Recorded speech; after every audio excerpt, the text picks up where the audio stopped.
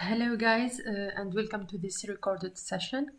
So I'm going to do an explanation session for your current project autoencoder. Okay, so let's start with what is an autoencoder. In fact, it is an algorithm that belongs to an unsupervised learning.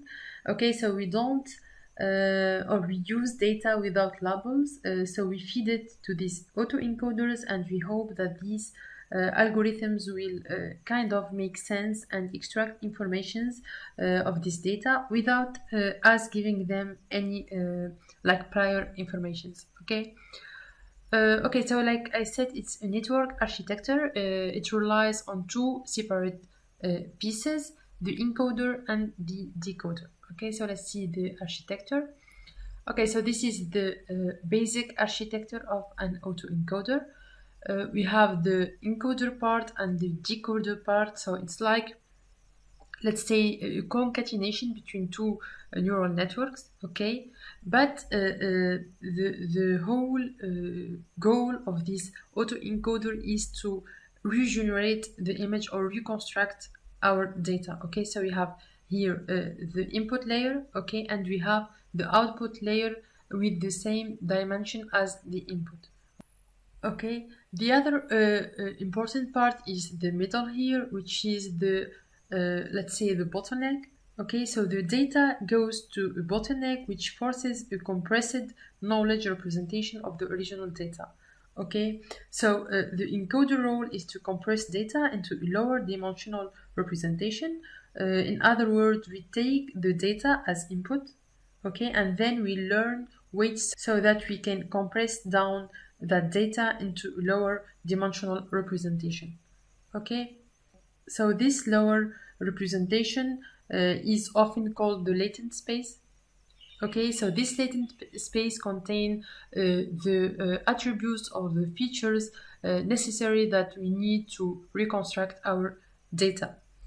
Okay, so this is the encoder part. The decoder part do the opposite thing. Okay, so it tried to decompress a representation back to the original dimension. Okay, so it starts from here the lower dimension representation, and then it tries to reconstruct the original data. Okay, so this is the architecture of an autoencoder. Once again, we are trying to reproduce the input. So this is the architecture of an autoencoder. We have the encoder, and then we have this latent space that contain the compressed knowledge representation of the original input, and then we have this decoder that try to decompress this encoded data and to reproduce the input. Okay, so how this autoencoder learns? So it uses the same technique as the neural network, okay, that you already know. It uses the backpropagation. Okay, so it tries to minimize the reconstructed error. Okay, so this reconstruction error is the difference, let's say, between this reconstructed data and the original data. Okay, and then we train this autoencoder so that it can minimize this reconstructed error, and we have the reconstructed data as close as possible to the input data. Okay, so this is this is an example. We have an input image. Okay, then we have this autoencoder. Okay, the latent space is composed of two dimensions. Okay, so if we train this autoencoder, we can finally get a representation of this input image with only two dimensions.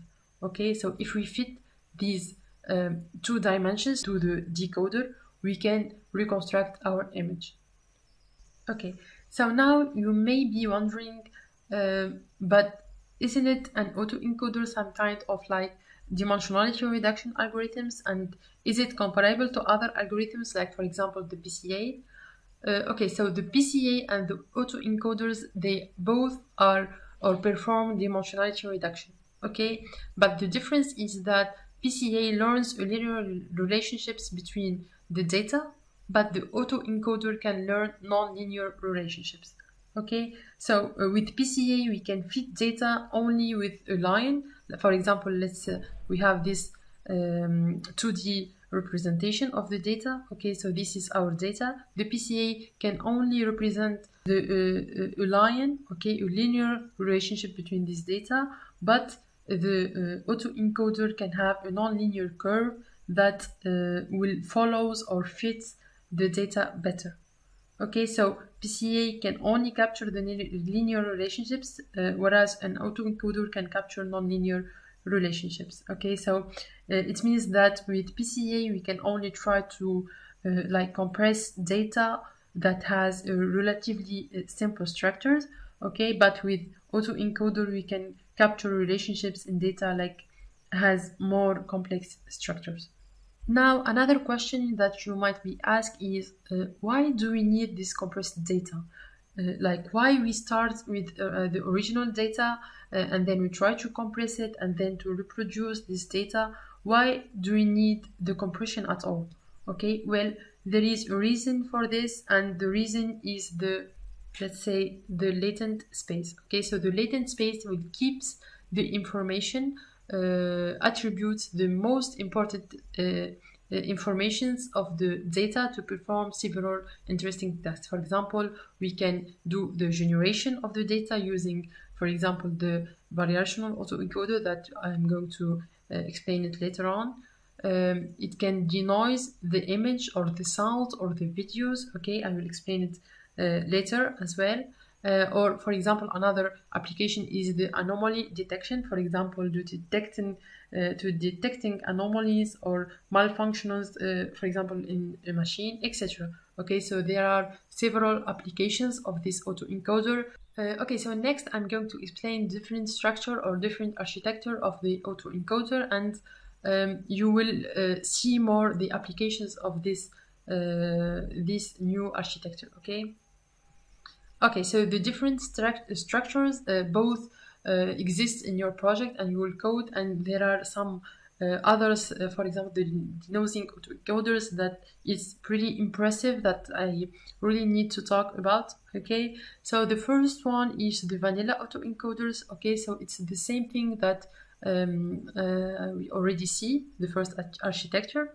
And then we have the sparse autoencoders, okay, that I'm going to explain later. So we have after this the convolution autoencoders, the denosing autoencoders, and the most important one, the most impressive one in the autoencoders is the variational architecture.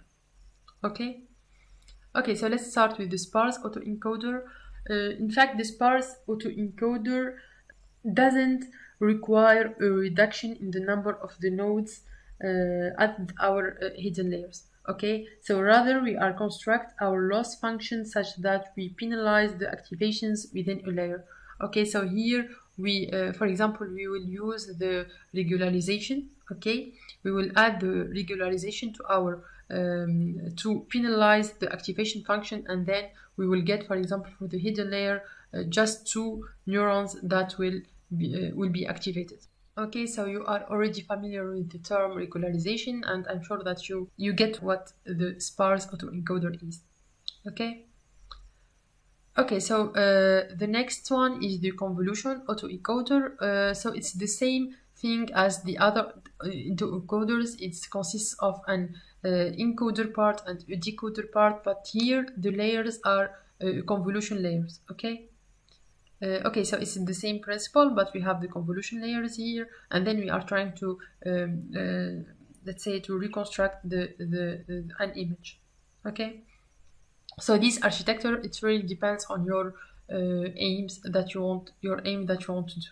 Okay, so the other autoencoder is a pretty impressive application, which is the denoising autoencoder. Okay, so in this application, we are not interested in the hidden, the reduction of the dimensionality. Okay, so we are interested in denoising an image. Okay, so let's say our input image is this image. Okay, what we are going to do is to add a noise to this image and then fit it to our autoencoder.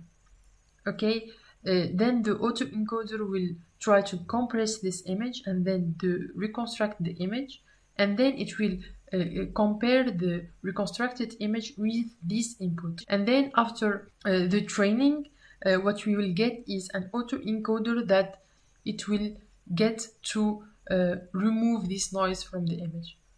Okay, so this is one of the applications of an autoencoder.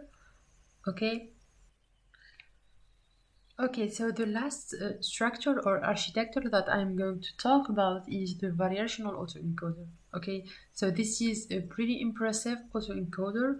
The main difference between this autoencoder and the basic autoencoder that you already seen is, instead of mapping the input to a fixed vector like we already seen at the end of the encoder, it will map it into a distribution, okay, with two vectors. The first one is the mean of the distribution, and the other one represents the standard deviation of that distribution.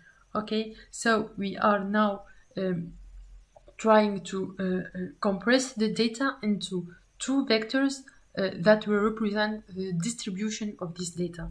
Okay, and after this, your normal bottleneck will be a vector replaced with two separate vectors. One represents the mean, and then the other represents the standard deviation. Okay, and then after this, we need to take the sample from this distribution and feed it to the decoder so that it can regenerate the input. Okay, so why this variational autoencoder is pretty magical and impressive. In fact, it doesn't only reconstruct the input, but also regenerates another inputs that never exists before. For example, if you have the example of the handwritten input images, okay, if we try to use this variational autoencoder, we will figure out that it will generate another handwritten images or numbers that doesn't already exist in the input.